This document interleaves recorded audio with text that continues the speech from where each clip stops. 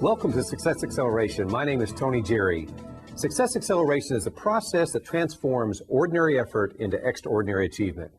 In working with Fortune 500 presidents and CEOs over the past 20 years, I've discovered that the foundational characteristics of great performers were their ability to master communication and to turn their vision into action. At the heart of Success Acceleration is communicating at a mastery level, which I call communication mastery. High achievers are able to communicate at a mastery level that produces extraordinary results. And that's what this program is all about, bringing you people who have achieved a level of communication mastery that delivers results. Now, joining us today is a world-class communicator and the author of Presenting with Style, Dr. Robert Rohm. Dr. Rohm has conducted seminars and training classes for audiences over 70,000 at a time. He's shared the stage with great names such as President Bush, Zig Ziglar, Les Brown. Dr. Rohm is also a great colleague and a friend of mine. So, Dr. Rohm, thanks for being here. Thank you for having me, Tony. I appreciate it. So you flew in from California last night? Did. I've been doing a training program out there for the past 3 days. We've had an awesome time. I've been looking forward to this for months. Matter of fact, we've been planning this for a long time, getting our schedules connected. So we want to share with our viewers today lots of good things about your background, your expertise, the book we got going together, lots of good things to share. To start off with, why don't you share with our viewers a little bit about your history, who you are and what you do and where you've been, and I know it's your turn to talk now. That's exciting. My background really has been divided into 3 areas. The early part of my career was in education. I was a school teacher and eventually a school principal. And I love education, love kids, and found a great deal of success in the field of working with teachers, parents, and students. It was sort of a little niche that I found because I enjoyed it so much.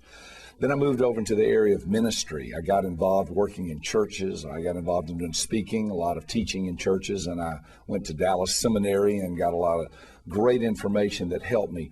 But it seems like at this portion in my life, I've moved into the arena in the area of business, and I have met some great people. I find that business is a wonderful place to grow and to use the information that I have to help people become all they were meant to be. And your specialty is what? Yeah, my specialty is helping people understand themselves and others in order to create better teams and build better relationships. And I know all of our viewers want to know about those distinctions and some of the kernels you might be sharing today. Let's talk about the book that you and I have going together. Before we do that, the basis of what you have a model, a base model, and let's talk about that so everybody has a foundation as we're getting into the book and what we've done with this book. Okay? We use the model of human behavior. Okay. The aspect, some people are more outgoing, others are more reserved. One's not right or wrong, one's not good or bad. So you're kind of reserved? A little more outgoing, sort of like you. Okay. If you talk to people and spend a little time with them, you can read them to begin to understand. If I'm going to a ball game, I want to go with somebody who's outgoing. If I'm getting ready to have surgery, I want to have someone who's more reserved. Both traits are important, but both traits are very different. If you talk to most people, average person would say, I have some of both of those traits, but they lean one way or the other most of the time. The second aspect is, well, is the person more task-oriented or people-oriented? Those who are task-oriented love to do things, get results, follow procedures. But those who are more people-oriented enjoy relationships. Life is made up of friendships and connecting with people and making sure that everybody is happy and getting along with each other. So once we draw that model in a way that people can understand it and see it, we break it up into 4 quadrants. The dominant type, who's strong. The inspiring type, who's fun. The supportive type, who loves people and is very helpful. And the cautious type, who's very smart. We teach this in business, ministry, education, to help people learn how to achieve their goals. And you and I have put together a book called Presenting with Style. And what we want to do is take that model with that book and be able to share with the world how to really present to people with style so that they can receive the message much better, right? Exactly. It all boils down to presenting to people in a way that they can receive your message. All right. We'll be right back in just a moment with more from Dr. Robert Rohm. Stay with us.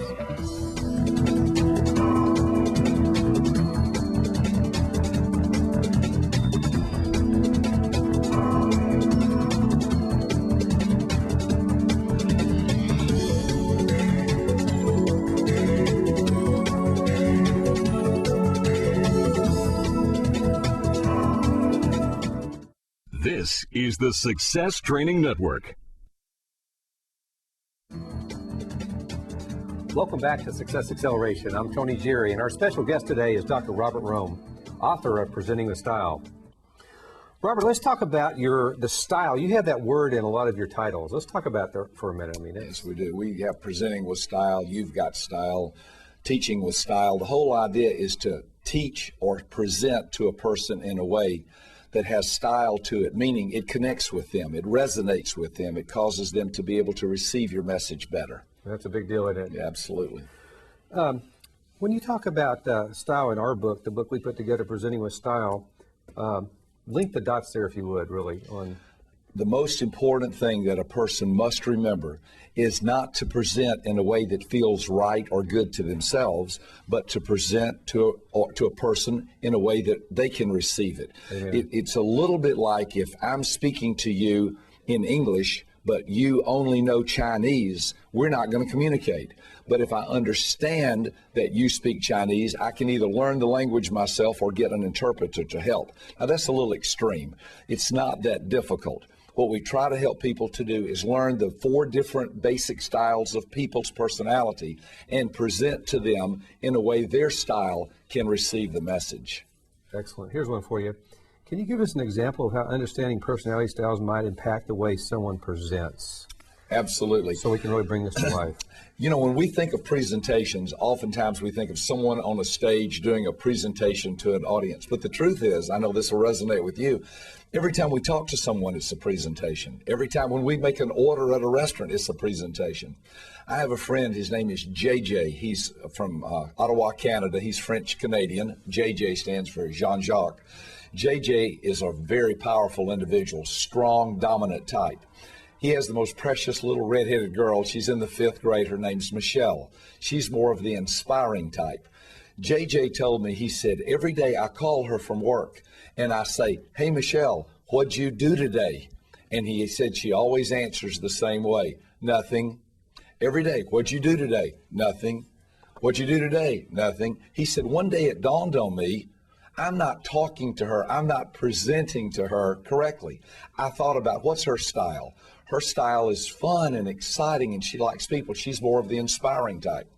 So JJ thought, how could I present to her, my own daughter, in a different way? So instead of calling and saying to her, what'd you do today? He said, I called and I said, hey, Michelle, what fun things happened in your life today? He said, she talked to me for 30 minutes. He said, I could not believe it. I thought, this is my daughter. This is the little girl I love. I want to connect with her. But I've not been presenting to her correctly. I've been talking to her in the way that feels best to me. What'd you do today? He's the dominant type. His attitude is cut to the chase. What are the results? I want to know what happened. But his daughter was more into fun things, relationships, and teams. Can you relate to that to your own daughters? Oh, absolutely. And you have daughters? I have 4 daughters, right, yeah. And they have different styles? Oh, my gosh. It is amazing. They came from the same gene pool, and they are totally different. Our oldest daughter, Rachel, is very strong-willed. But daughters 2 and 4, Esther and Susanna, are a lot of fun. They are just into laughing and people and great into relationships. Our 3rd daughter, Elizabeth, she's probably the sweetest, most reserved and quiet of the 4. And I've had to learn when I'm dealing with my own daughters to make sure I take into account their personalities and where they're coming from. That makes all the difference in the world. Don't you think for our viewers that they need to be really thinking about that? I mean, I know everybody thinks about it a little bit, but really having that awareness is a big deal, isn't it? That gets back to what we're talking about in the first segment about the model of human behavior. This is something you can look at, see, and apply and understand. When you see how people fall in different areas of life and they have different traits, you can learn to connect with them in a better way. And I think that's why I'm so excited to be launching this book, Presenting with Style, Absolutely. because it helps people both personally and professionally. So, okay, we're headed to a break right now, but don't go away. There's much more to come right here at Success Acceleration.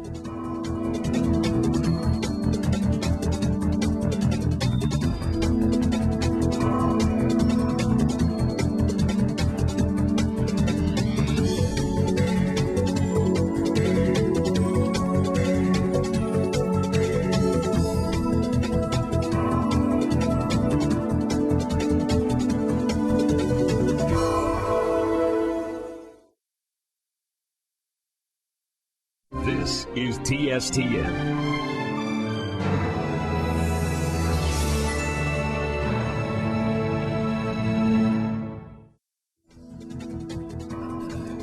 Thanks for tuning back to Success Acceleration with our special guest, Dr. Robert Rohm. Robert, you're obviously passionate about this whole style piece to life. Talk to us how it's impacted your life. Getting back to what I was talking about a little earlier with our oldest daughter, Rachel. Okay. In 1985, we were living in Dallas, Texas, and Rachel was 12 years old. And there was something going on. I couldn't quite put my finger on it because she was more difficult to deal with than our other three daughters. And a friend of mine shared with me the model of human behavior, and he pointed out to me that Rachel's a dominant personality type. Like my oldest daughter. They're strong-willed. They're wonderful, but they're tough. They're hard to raise. I've jokingly said you really don't raise them. They just raise themselves. I agree. He did a personality profile assessment on Rachel, and he asked me one question. He said, "Do you have trouble with her at bedtime?" And I said, "It seems like every night it's a war." He said, "What do you tell her at bedtime?" I said, "Well, I usually say you need to be in bed by 10 o'clock. He dropped his head, shook his head, and said, "That's what you say to her?" And I said, "What's wrong with that?" He said, "It's nothing wrong with the fact she needs to be in bed at 10 o'clock. She's a child and she's growing up, needs a rest. But it's the way you talk to her. When you say to a dominant type, you need to be in bed by 10 o'clock, that may be what you say, but what she hears is, do you want to fight?" And I looked at him and I said, "Are you kidding?" And then he said one of the most powerful sentences I've ever heard in my life. He looked at me and said, "You need to learn to say the same thing in a different way." Now, I've got 5 college degrees. I've traveled all over the world. I've been everywhere except Antarctica. I'm not planning on going there. I can say authoritatively one of the most powerful sentences I've ever heard in my life and in all my educational endeavors is the sentence, "You need to learn to say the same thing in a different way." The next night I thought about it and I looked at my high D dominant daughter Rachel and said, "Sweetheart, you can go to bed tonight anytime you want to. You're the boss. You can be in charge, but 10's the limit." That night she went to bed, shut the door. It was phenomenal.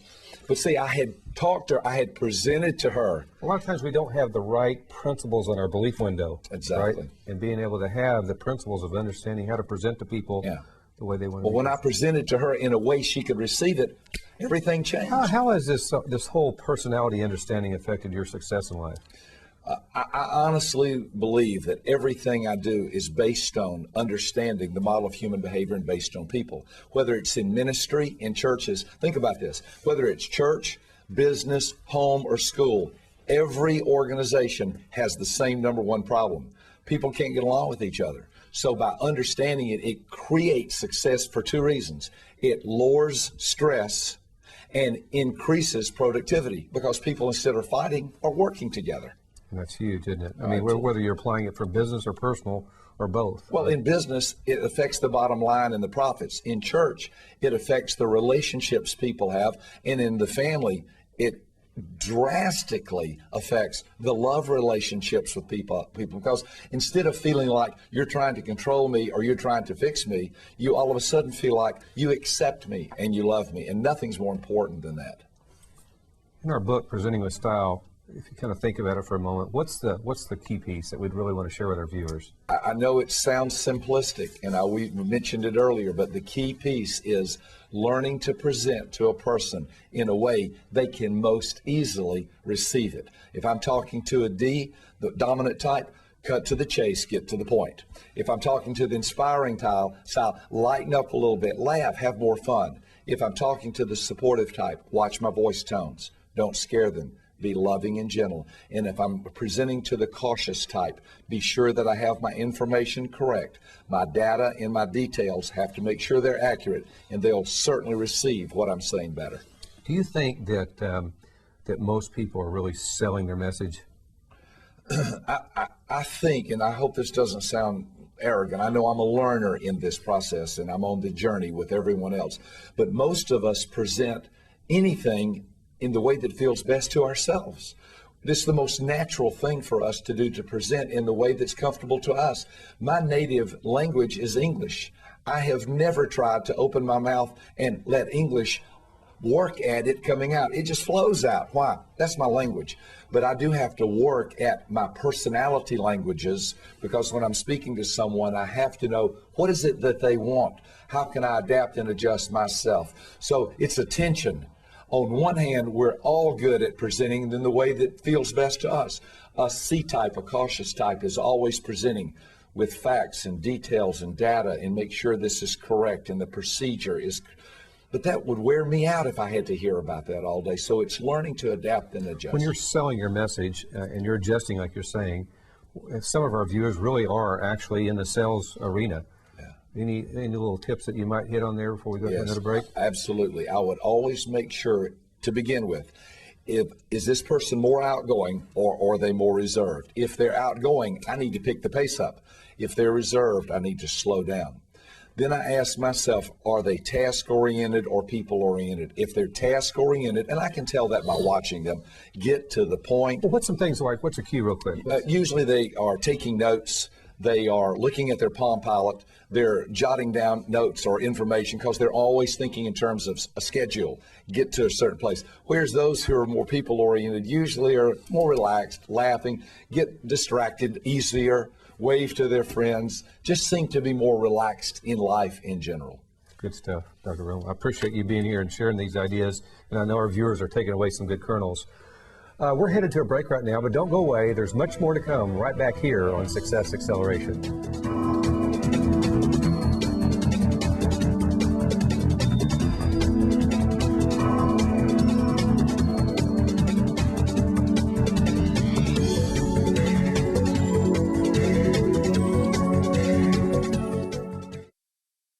This is the Success Training Network.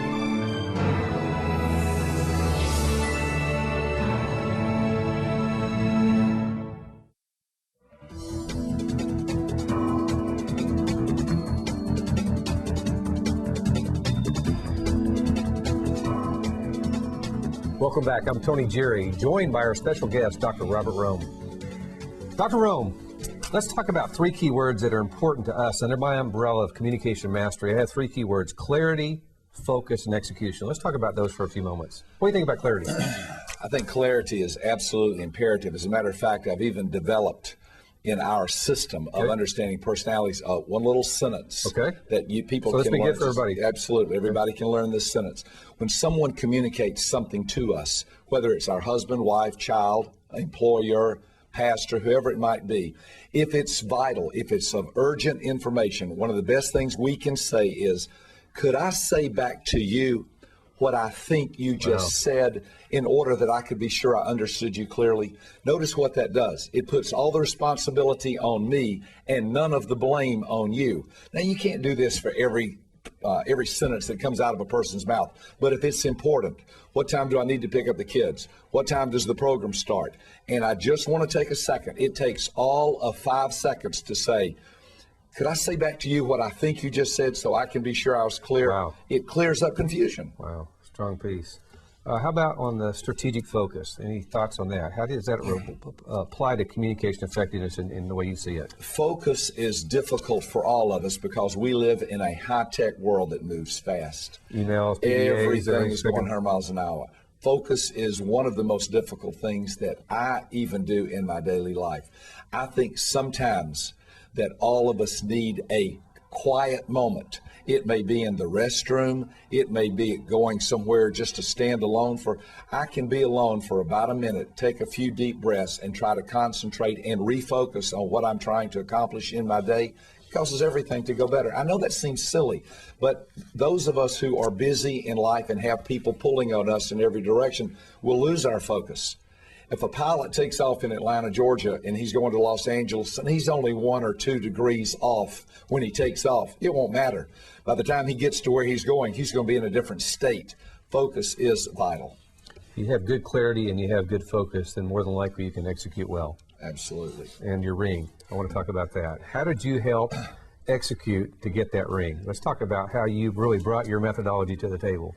Execution is vital. In 1995, the Atlanta Braves won the World Series. There's an individual by the name of Don Mitchell who was the chief scout for the Atlanta Braves. He was hired. He was checking you out? No, not to play. Okay. He was hired by the Arizona Diamondbacks in 1996 to be their chief scout. He moved to Arizona. In 1997, the Diamondbacks began their first year as a professional baseball team. He flew me out there. I met with Joe Garagiola Jr., who's the general manager of the Diamondback organization. And he said, Don said to me, we want to draft all of our players according to personality style. I began to show them how this would execute and cause success fast. I even made a deal with them. I said, when the Diamondbacks win the World Series, I want a World Series ring. Well, everybody laughed because winning the World Series isn't the easiest thing that a team does. They looked at me and said, when we win the World Series, you'll get a World Series ring, almost mocking me. But I knew the system would work. I knew execution would work. When you put this into practice and you use this, it makes a difference. 1997, 98, 99, 2000, 2001, 5 years later, the Diamondbacks won the World Series. And if you'll notice on the ring, it says fastest ever. They won the World Series. They beat the New York Yankees 4-3 in the 2001 World Series. Won the World Series faster than any new team in baseball expansion history. And I got my World Series ring, $10,000 ring made out of pure gold and diamonds. I'm a little happy about that execution. Execution is killer. Dr. Rohm, I appreciate you being here. How can people reach you real quick if they want to touch you? Or RobertRohm.com, okay. Robert Rohm, R-O-H-M, or Personality Insights is the name of the company, personalityinsights.com. Great. Well, I really appreciate you flying in and sharing some of your great kernels. I always get energized when we're connected. So I want to thank you very much for your time. Thank you, Tony. You're the best. Sharing with us. So thanks for tuning in, and I hope you are able to take what we've learned here on today's program and put it into use so that you can achieve greater results through success acceleration. Again, thank you.